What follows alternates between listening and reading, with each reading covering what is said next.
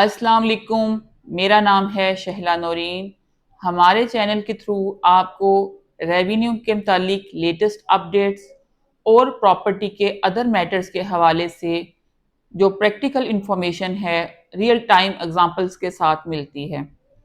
आज जो हमने टॉपिक चूज़ किया है वो है तकसीम।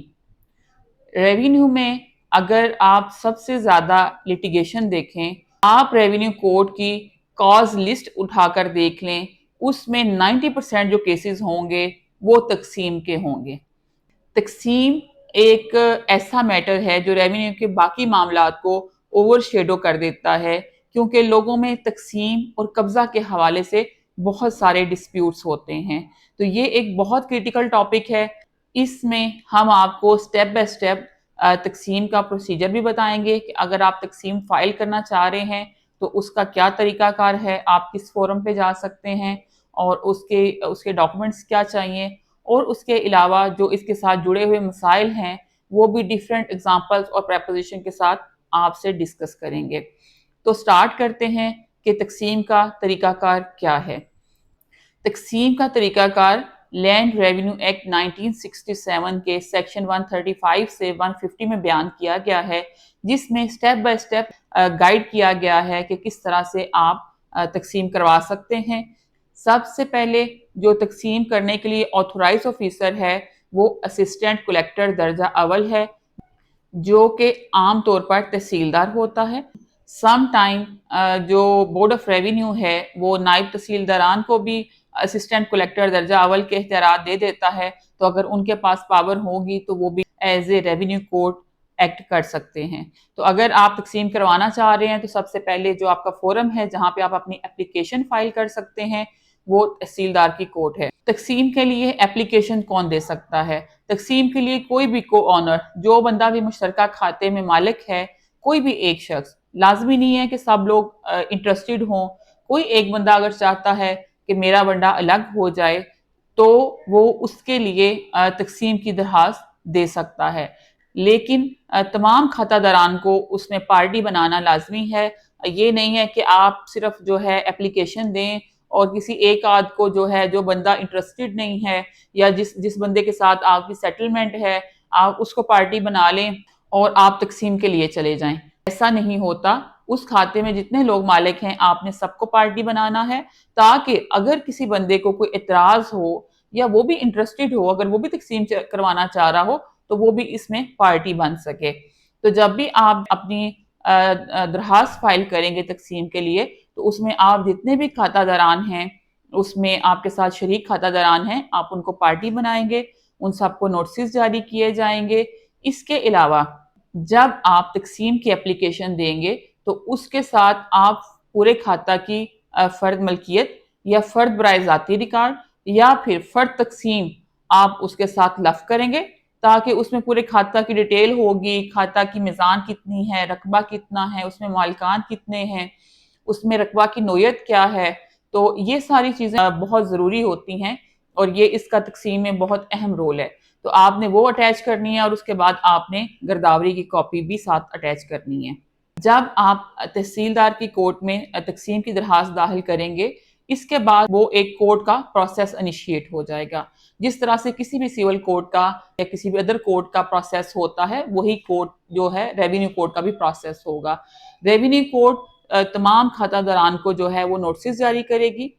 ताकि उनको पार्टी बनाया जा सके। अगर उनको कोई इतराज हो तो वो आके अपना इतराज दाखिल कर सके, या फिर कोई और शख्स खाते में जिसको नहीं पता कि तकसीम का कोई केस फाइल हुआ है तो उसके नॉलेज में आ जाए और वो अगर इसकी पार्टी बनना चाहता है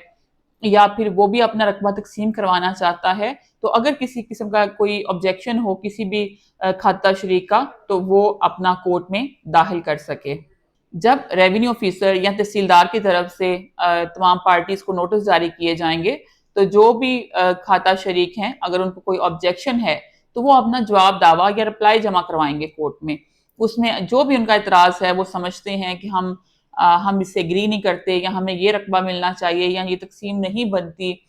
या किसी भी हवाले से अगर उनका कोई ऑब्जेक्शन होगा तो वो रिटन फॉर्म में उसमें اپنا جمع کروا سکتے ہیں۔ جب پارٹیز اپنا رپلائی جواب جمع کروا دیتی ہیں کورٹ میں، اس کے بعد جو ریونیو کورٹ ہے وہ دونوں پارٹیز کا موقف سننے کے بعد نیکسٹ پروسیڈ کرتی ہے۔ اس میں جو سب سے زیادہ تقسیم میں لٹیگیشن کا باعث بنتا ہے وہ ہے ایکس پارٹی پروسیڈنگ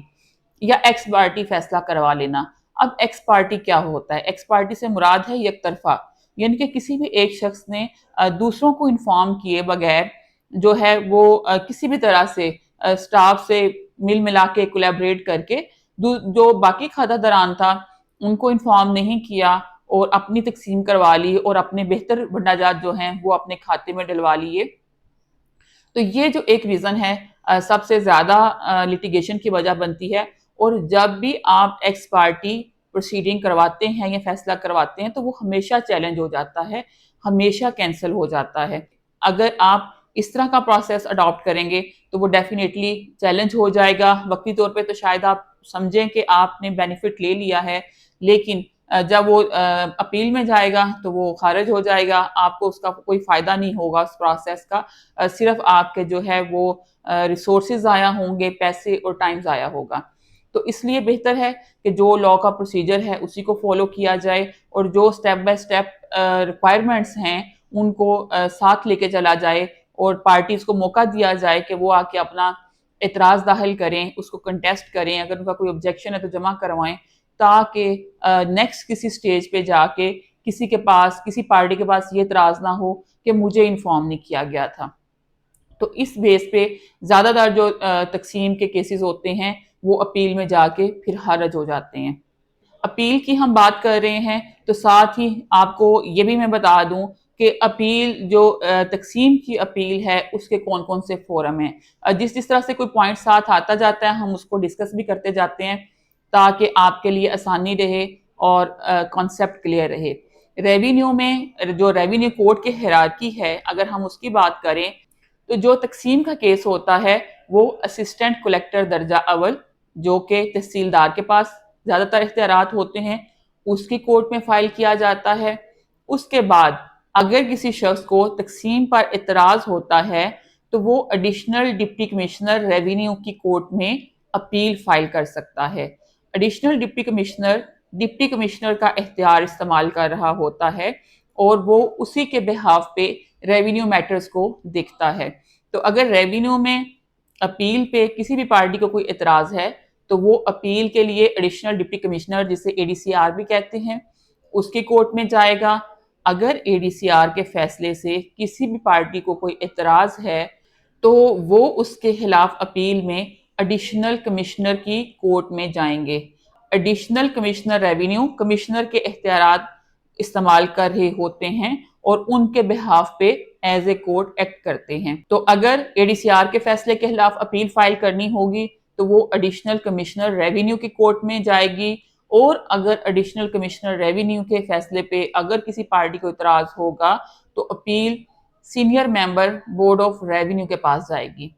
جو کہ ریونیو کی ہائیسٹ کورٹ آف اپیل ہے۔ اس کے بعد ریونیو کی کورٹس ختم ہو جاتی ہیں، یہ ہائیسٹ کورٹ ہے اور اس کا جو فیصلہ ہے ریونیو میں وہ فائنل تصور کیا جاتا ہے۔ تو SMBR senior member board of revenue کا فیصلہ جو ریونیو کے معاملات میں فائنل تصور کیا جاتا ہے، اس کے خلاف کوئی بھی اپیل کا فورم لائی نہیں کرتا، لیکن اگر آپ سمجھتے ہیں کہ آپ کو انصاف نہیں ملا اور اگر کوئی ایسی بات رہ گئی ہے جو انصاف کی تقاضوں کو پورا نہیں کرتی تو اس کے خلاف آپ رٹ میں جا سکتے ہیں، اور رٹ ایک ایسی ریمیڈی ہے جو ہر اس جگہ پہ اویلیبل ہوتی ہے جہاں پہ کوئی اور ریمیڈی لا میں اویلیبل نہیں ہوتی۔ تو اگر ایکسٹریم سچویشن میں کوئی ایسا لا پوائنٹ رہ گیا ہے جو آپ سمجھتے ہیں کہ جی ہمیں SMBR سے اس کے بارے میں ریلیف نہیں ملا، تو تب پارٹیز جو ہے وہ رٹ میں جاتی ہیں، اور اس میں پروونس کی جو ہائی کورٹ ہے وہ اس میٹر کو دیکھتی ہے کہ آیا کہ آپ کا ریلیف بنتا ہے یا نہیں بنتا۔ Otherwise SMBR senior member board of revenue ایک فائنل کورٹ ہے، اس کے خلاف کوئی اپیل لائی نہیں کرتی ریونیو میں۔ یہ ہماری ریونیو کورٹس کی ہیرارکی تھی۔ اس کے بعد ہم دوبارہ اپنی تقسیم کے پروسیس پہ آ جاتے ہیں۔ پارٹیز کو نوٹسز جاری کیے ریونیو آفیسر نے، پارٹیز نے آ کے اپنا بیان داخل کروا دیا۔ اب ریونیو آفیسر دیکھے گا اگر تو پارٹیز کی پرائیویٹ سیٹلمنٹ ہو جاتی ہے، ان کے درمیان میں کوئی اپنا جو ہے وہ ایک کہہ لیں کہ خانگی تقسیم یا ایک کوئی پرائیویٹ سیٹلمنٹ، یعنی کہ آپس میں بیٹھ کے وہ ڈیسائیڈ کر لیتے ہیں کہ کس طرح سے تقسیم کرنا ہے. تو اگر پارٹیز میں پرائیویٹ سیٹلمنٹ ہو گئی ہے تو وہ ریونیو آفیسر کے پاس لے کے آئیں گے. تو ریونیو آفیسر اس کو رول آف کورٹ بنا دے گا، یعنی کہ اس کو اپنے فیصلے کا حصہ بنا دے گا، اور یہاں پہ جو ہے یہ تقسیم کا پروسیس آلموسٹ کمپلیٹ ہو جاتا ہے. لیکن اصل ڈسپیوٹ اس صورت میں ارائز ہوتا ہے جب پارٹیز آپس میں ایگری نہیں کرتی اور ان کی کسی بات پہ جو ہے وہ کنسنسس نہیں ہوتا. اس کے بعد ریونیو آفیسر خود دیکھے گا اور ڈیسائیڈ کرے گا کہ یہ پراپرٹی جو جوائنٹ آنرز ہیں یا مشترکہ خطہ داران ہیں ان میں کس طرح سے تقسیم ہوگی. تقسیم کے پروسیس میں جو تحصیلدار یا اسسٹنٹ کلیکٹر درجہ اول ہے وہ کسی بھی شخص کو نوٹس کر سکتا ہے، جس کو بھی وہ سمجھتا ہے کہ یہ کنسرن ریلیونٹ پارٹی ہے اس کو نوٹس کیا جا سکتا ہے. اور اس کے علاوہ اگر کوئی بھی پارٹی جو ہے وہ آ کے پارٹی بننا چاہتی ہے اور وہ سمجھتی ہے کہ اس تقسیم سے ہم کنسرن ہیں اور ہمیں بھی پارٹی بنایا جائے، ہمارا بھی رقبہ تقسیم کیا جائے، تو اس کو as a party revenue officer add کر سکتا ہے. اس کے بعد ایک بہت اہم کویسچن ہے کہ یہ تقسیم جو لوگوں کے لیے اتنی سر درد ہے اور اس کے جو کیسز ہیں وہ بھی بہت لمبے چلتے ہیں، تو کیا ریونیو آفیسر کو کہیں پہ باؤنڈ بھی کیا گیا ہے کہ وہ تقسیم کا کتنی دیر میں فیصلہ کرے گا؟ کیونکہ یہ لوگوں کے لیے بڑا ایک تکلیف کا باعث ہے تقسیم، اور لوگوں کو زندگیاں گزر جاتی ہیں تقسیم کا پروسیس مکمل کرواتے ہوئے. اس ایشو کو ریزالو کرنے کے لیے سیکشن 142A لینڈ ریونیو میں امینڈمنٹ کے تھرو ایڈ کیا گیا، اور اس کے تحت ریونیو آفیسر کو باؤنڈ کیا گیا کہ وہ 6 ماہ کے اندر اندر جو ہے وہ تقسیم کا فیصلہ کرے گا. اگر ریونیو آفیسر 6 ماہ کے اندر جو ہے وہ تقسیم کا فیصلہ نہیں کرتا تو اس کو یہ 6 ماہ کا ٹائم ختم ہونے سے 15 دن پہلے ڈسٹرکٹ کلیکٹر کو ان رائٹنگ رپورٹ دینی ہوگی کہ وہ یہ فیصلہ کیوں نہیں کر سکا، اور اس کو تقسیم کا فیصلہ کرنے کے لیے مزید وقت چاہیے. اگر ڈسٹرکٹ کلیکٹر سمجھتا ہے اور سیٹسفائی ہوتا ہے سرکمسٹینسز سے کہ واقعہ ہی اس طرح کی سچویشن ہے، اور یا تو پارٹیز کی وجہ سے یا ریونیو آفیسر کی کسی ان اویلیبلٹی کی وجہ سے یا پھر ٹرانسفر کی وجہ سے یا معاملہ ایسا کمپلیکیٹڈ ہے، تو اس صورت میں جو ڈسٹرکٹ کلیکٹر ہے وہ ایکسٹینشن دے سکتا ہے. عام حالات میں جو ڈسٹرکٹ کلیکٹر ہے وہ 2 ماہ کی ایکسٹینشن ریونیو آفیسر کو، تحصیلدار کو دے سکتا ہے تقسیم کا فیصلہ کرنے کے لیے. لیکن اگر اس طرح کا کوئی میٹر ہے کہ تقسیم میں کسی کی ملکیت ان کویسچن آ جاتی ہے کہ اس رقبے کا مالک کون ہے، اگر ملکیت کا ڈسپیوٹ ارائز ہو جائے تقسیم کے دوران، تو اس صورت میں جو ڈسٹرکٹ کلیکٹر ہے وہ اس ٹائم میں 6 ماہ کا اضافہ کر سکتا ہے، لیکن یہ میکسیمم لیمٹ ہے. اس سے زیادہ جو ہے ریونیو آفیسر کو ٹائم نہیں دیا جاتا، اور اگر کوئی ریونیو آفیسر یا تحصیلدار اس ٹائم لیمٹ کے دوران تقسیم کا فیصلہ نہیں کرتا تو اس کے خلاف جو ہے پیڈا ایکٹ کے تحت کارروائی کی جا سکتی ہے. اس امینڈمنٹ کے تھرو ریونیو آفیسر کو باؤنڈ کیا گیا ہے کہ وہ تقسیم کے پروسیس کو ودن ٹائم لیمٹ کمپلیٹ کریں تاکہ لوگوں کے لیے تقسیم کے معاملات میں آسانیاں ہو سکیں. تقسیم کے دوران ریونیو آفیسر کن باتوں کا خیال رکھے گا؟ تقسیم کرتے ہوئے ریونیو آفیسر یہ بھی ڈٹرمن کرے گا کہ کن جگہوں کی تقسیم نہیں ہو سکتی. تقسیم کے دوران ریونیو آفیسر کن چیزوں کو ڈٹرمن کرے گا؟ تقسیم کے دوران ریونیو آفیسر اس چیز کو انشور کرے گا کہ اگر خانگی تقسیم ہو رہی ہے یا پرائیویٹ اسکیم کے تحت تقسیم ہو رہی ہے تو اس میں کوئی ایسا رقبہ ایڈ تو نہیں کیا گیا جس کی پارٹیشن نہیں ہو سکتی. ایسی کون سی جگہ ہیں جن کی تقسیم نہیں ہو سکتی، وہ ہم ایک سیپریٹ ویڈیو میں آلریڈی آپ سے شیئر کر چکے ہیں. اگر آپ وہ دیکھنا چاہتے ہیں تو وہ ہمارے چینل پہ جا کے آپ دیکھ سکتے ہیں. اس کے علاوہ تقسیم میں اگر وراثت کے بعد جو ہے وہ تقسیم ہو رہی ہے تو اس میں ریونیو آفیسر یہ بھی دیکھے گا اگر کوئی پراپرٹی رینٹل ہے تو کس وارث کو کتنا رینٹ ملے گا، اور کون وارث کتنا جو ہے وہ لینڈ ریونیو یا مالیہ ادا کرے گا. ان سارے معاملات کو ریونیو آفیسر تقسیم کے دوران ڈٹرمن کرے گا. اگر پارٹیز کے درمیان میں کوئی ایگریمنٹ ہو جاتا ہے تو اس صورت میں اگر نہیں ہوتا تو خود پراپرٹی کو ڈٹرمن کرنے کے بعد تمام مشترکہ کھاتہ داران کے جو حصے ہیں ان کو ڈٹرمن کرنے کے بعد اپنا جو ہے اس پہ فیصلہ جاری کرے گا۔ تمام پروسیس کو فالو کرنے کے بعد اور تمام چیزوں کو ڈٹرمن کرنے کے بعد اگر تو تقسیم پرائیویٹ اسکیم کے تحت ہو رہی ہے تو اس صورت میں اگر پارٹیز کے درمیان میں کسی بات پہ کنسنسس نہیں ہوتا، وہ راضی نہیں ہوتی، تو اس صورت میں جو تحصیلدار ہے وہ تمام کھاتہ داران کے جو ونڈے ہے اور جو حصص ہیں وہ خود ڈیسائیڈ کرے گا کہ کس کو فرنٹ ملے گا، کس کو بیک ملے گا، according to share, according to ان کا جتنا ان کا شیئر بنتا ہے، جتنا ان کا مشترکہ کھاتے میں حصہ بنتا ہے، اس لحاظ سے ڈٹرمن کرنے کے بعد اپنا فیصلہ جاری کرے گا۔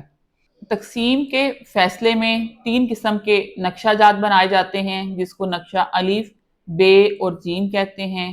اور جو نقشہ جیم ہوتا ہے اس میں ونڈا جات بنائے جاتے ہیں، جس میں جو شخص اپنی پراپرٹی تقسیم کروانا چاہ رہا ہے اس کو ونڈا نمبر 1 میں ڈال دیا جاتا ہے، اور جو دیگران ہیں، جو لوگ انٹرسٹڈ نہیں ہیں، ان کا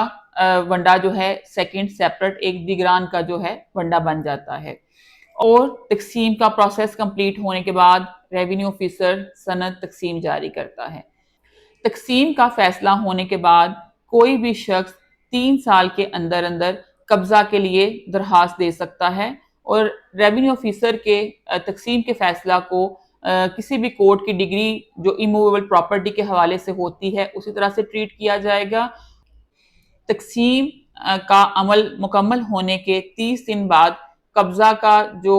پروسیجر ہے یا پروسیس ہے وہ سٹارٹ کیا جاتا ہے، اور گرداور حلقہ موقع پر جا کر تمام پارٹیز کو تقسیم کے مطابق جو ان کے ونڈا جات ہوتے ہیں وہ قبضہ دلواتا ہے، اور اس کو ورنٹ دہل کا نام دیا جاتا ہے، اور پارٹیز کو ان کا قبضہ دلوانے کے بعد ورنٹ دہل سائن کروایا جاتا ہے کہ پارٹیز کو ان کی ملکیت کے مطابق ان کی جو تقسیم ہوا ہے رقبہ اس کا قبضہ دلوا دیا گیا ہے۔ اس ویڈیو میں ہم نے تقسیم کا مکمل پروسیس دیکھا ہے کہ کس طرح سے اگر آپ تقسیم کروانا چاہ رہے ہیں تو آپ ریونیو آفیسر کے پاس کس طرح سے اپلیکیشن فائل کر سکتے ہیں اور اس کا کیا پروسیس ہے۔ تقسیم ایک پیچیدہ معاملہ ہے اور یہ ٹاپک کافی لینتھی بھی ہے جس کو ایک ویڈیو میں کور کرنا پاسبل نہیں ہے، تو اس کو ہم نیکسٹ ویڈیوز میں اس سے جڑے کچھ مسائل اور اس کے جو نقشہ جات ہیں ان کو کس طرح سے پڑھا جاتا ہے اور ان میں کیا کیا چیزیں شامل ہوتی ہیں ہم اپنی نیکسٹ ویڈیو میں آپ سے شیئر کریں گے۔